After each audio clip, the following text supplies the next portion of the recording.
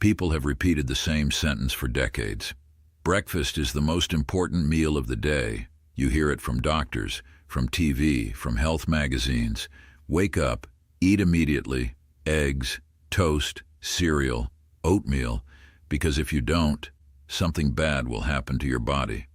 At least, that's what we were told. But I'm 77 years old now, and somewhere along the way, I stopped believing that story because I started noticing something strange. Most people my age wake up already tired. They need coffee just to feel normal. Their bodies feel heavy. Their minds feel foggy. And their mornings begin with a handful of pills. Blood pressure pills, sugar pills, heart pills. And yet, they still feel exhausted before the day even begins. That never made sense to me. So years ago, I started asking a very simple question. What if the way we start our mornings is actually the problem? What if forcing food into our bodies the moment we wake up isn't helping us at all? Because the truth is, I wake up with energy, my mind is clear, my body feels light. And the strange part is, I don't eat breakfast. Not cereal, not toast, not eggs, nothing.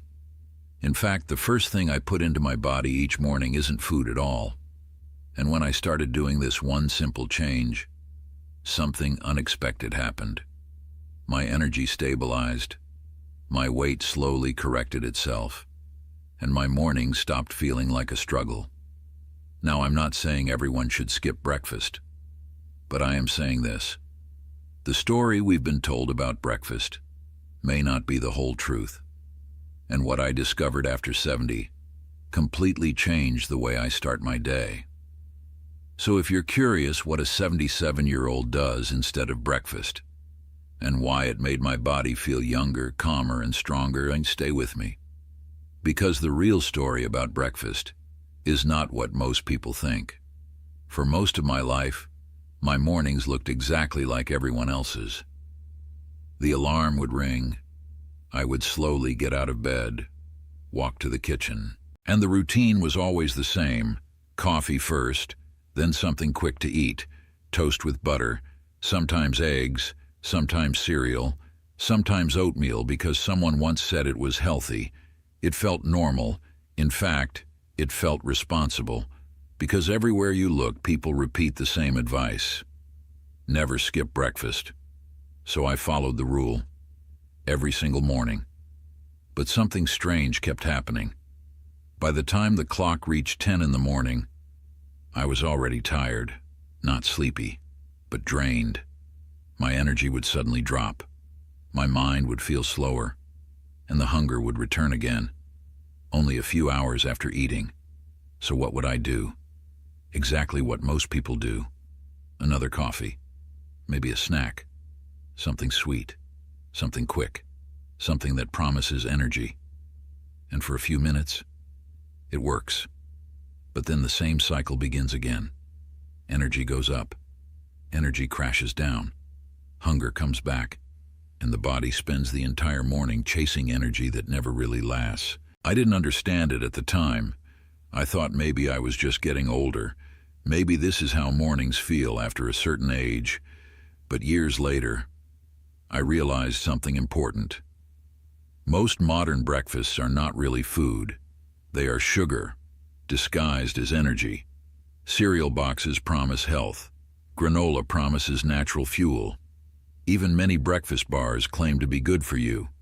But when you look closely, they are loaded with sugar, processed grains, and ingredients your grandparents would never recognize. Your body burns through them quickly, which means the energy disappears just as fast. And when that happens, your body asks for more food again, more sugar, more coffee, more stimulation. And before you even reach the middle of the day, you are already fighting fatigue. The strange part is, millions of people experience this every morning, yet almost nobody questions it. Because we were all told the same thing growing up. Eat breakfast. It will give you energy. But after decades of living this exact routine, I started wondering something. What if breakfast wasn't solving the problem? What if it was quietly creating it? I didn't really question my routine until I was about 63. Up until that point, I believed I was doing everything right. I ate breakfast every morning. I tried to choose what people called healthy foods: whole grain toast, oatmeal, sometimes cereal that promised heart health on the box. Nothing extreme, nothing careless, just the normal routine millions of people follow every day. Then one afternoon during a routine checkup, my doctor looked at my blood work a little longer than usual. He leaned back in his chair and said something that caught me off guard. "Your blood sugar is starting to climb. It's not dangerous yet, but it's moving in that direction." Then he added something else. "Your energy levels are probably not what they used to be either." And he was right. By that point, I was already feeling it.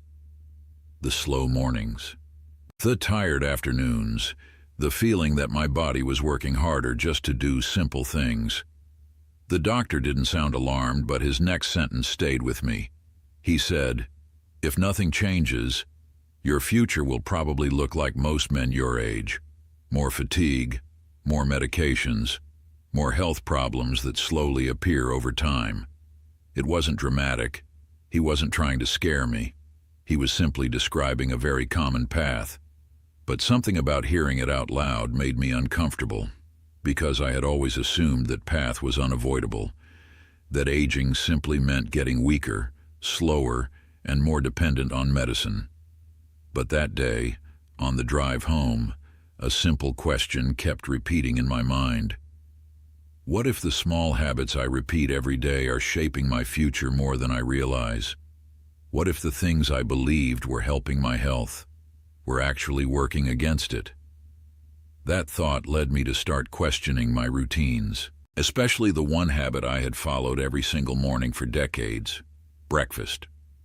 For most of my life, I never once stopped to ask whether my body actually needed food the moment I woke up.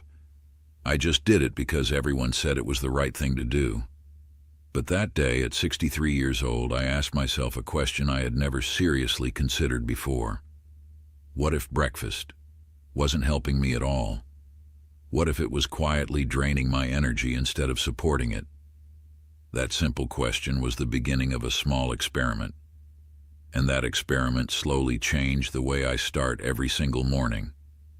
After that moment, I started looking deeper into something most of us never question.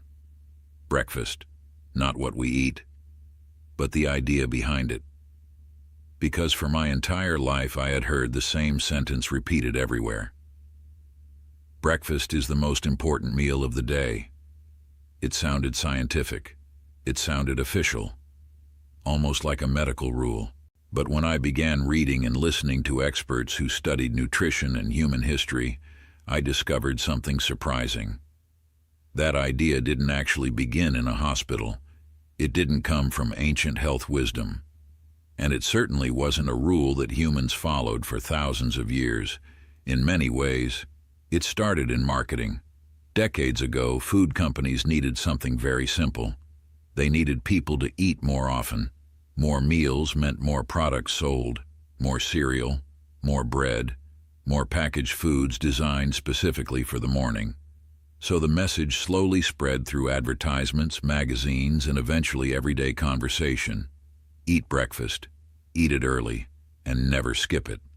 Over time, that message became so common that nobody questioned it anymore.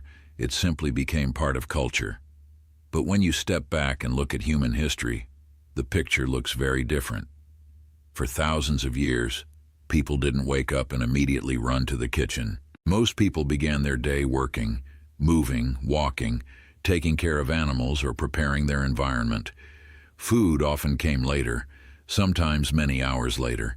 The human body actually evolved in a world where food was not constantly available. There were periods of eating and periods of waiting. And during those waiting periods, the body wasn't weak. It was alert, focused, ready to move and think clearly. That's because the body has its own natural rhythm.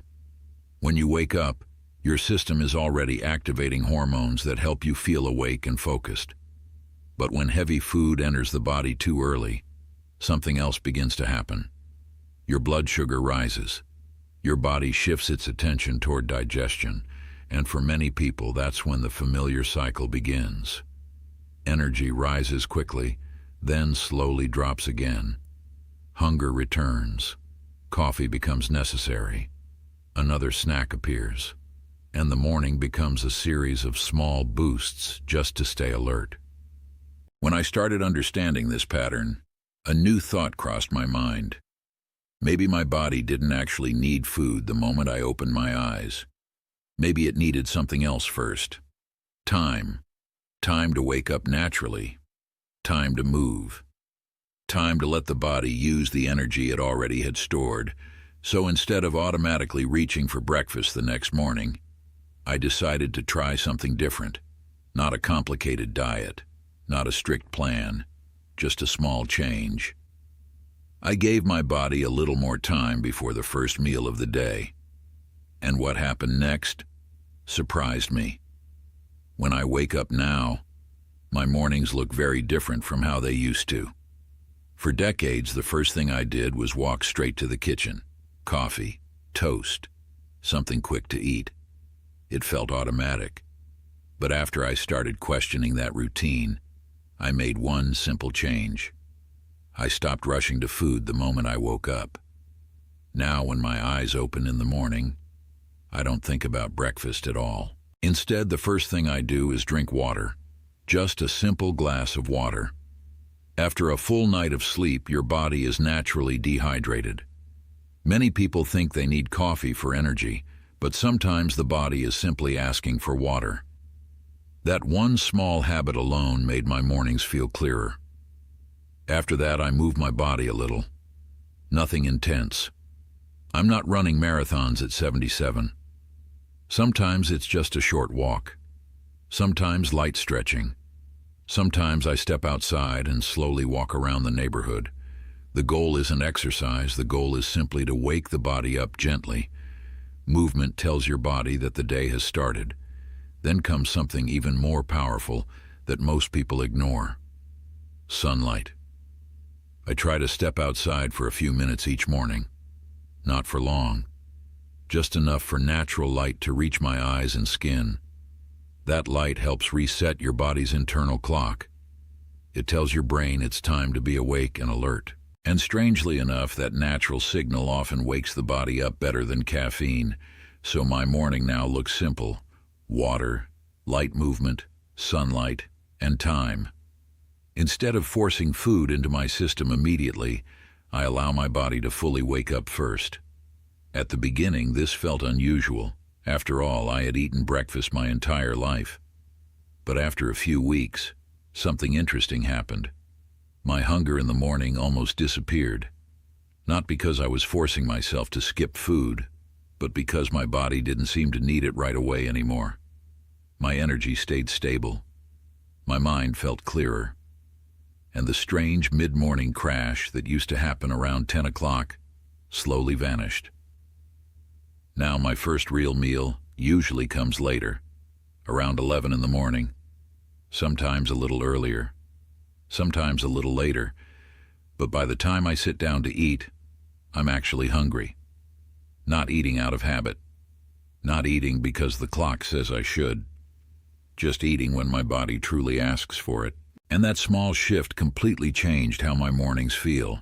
I didn't expect anything dramatic to happen when I first changed my morning routine. Honestly, I thought it would just be a small experiment. Maybe I would feel a little different. Maybe nothing would change at all. But within a few weeks, I began noticing something interesting. 3 things slowly started to change. The first thing was my energy. For most of my life, mornings felt like a battle with tiredness. I would eat breakfast, feel okay for a short while, and then suddenly crash before the day even reached noon.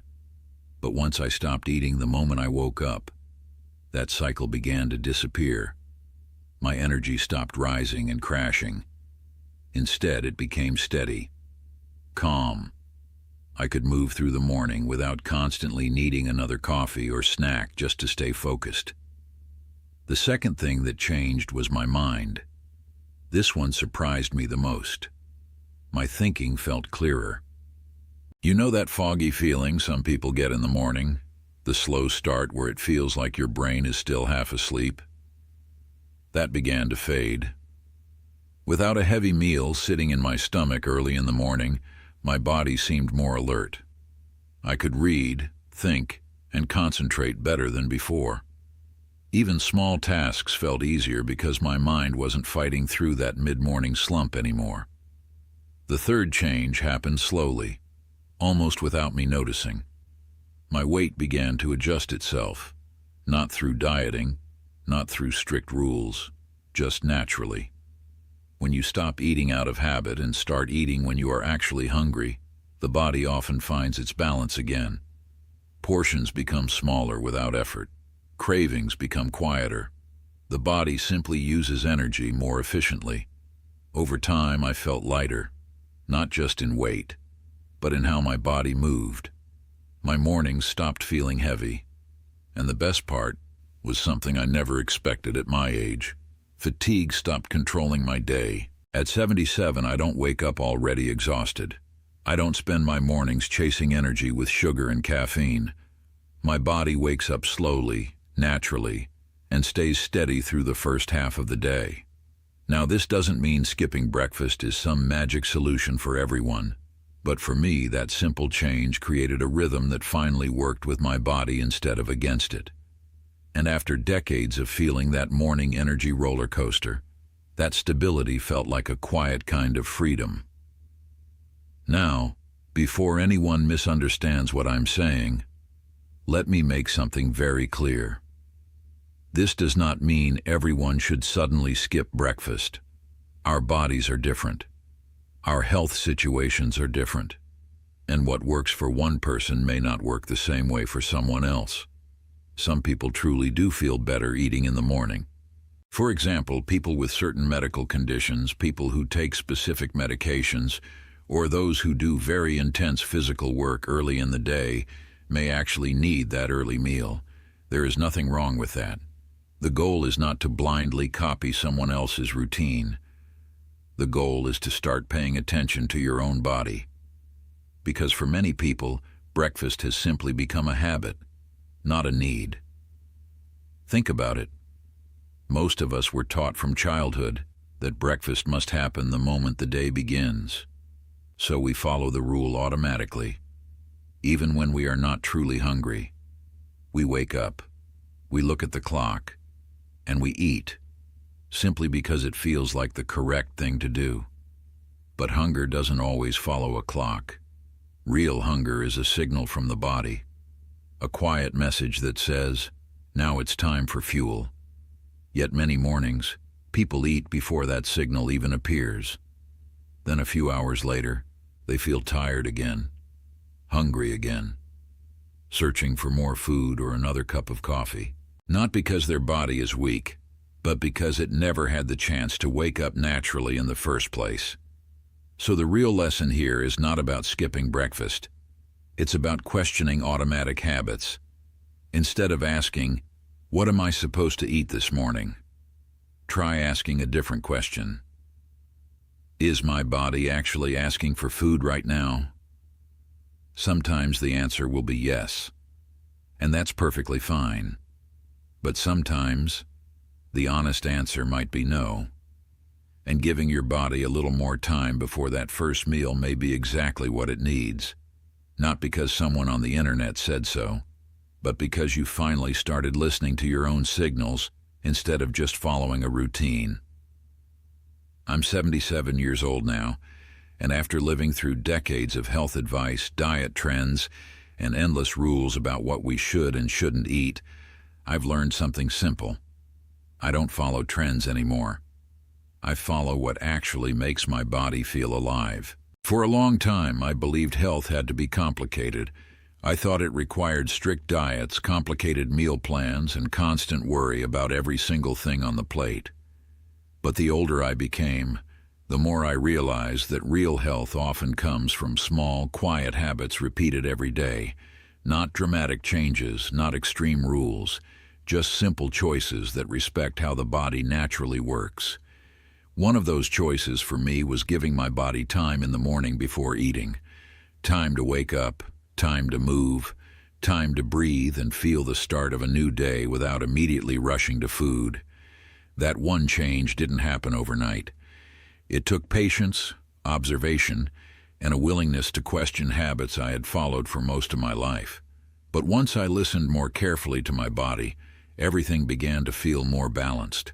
My mornings became calmer, my energy became steadier, and I stopped feeling like I had to fight through the day just to stay alert. The truth is, most people spend years searching for a complicated solution to their health problems, but sometimes the body is asking for something much simpler: a little space, a little patience, a little trust in its natural rhythm. You don't need to copy exactly what I do. Every person is different, and every body has its own signals. But if there is one thing I would encourage you to try, it's this. Start paying attention to your mornings. Notice how your body feels when the day begins. Notice whether you are eating because you are hungry or simply because you always have. Small awareness like that can slowly change the way you treat your health.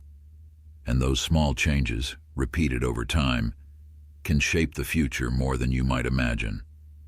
Because if you are over 50, the truth is something many people don't talk about enough. Your health will not suddenly change during a doctor's visit. It won't be created by a single pill or a single test result. Your real health is built quietly every day, in your kitchen, in your habits, and in the small decisions you make each morning when the day begins.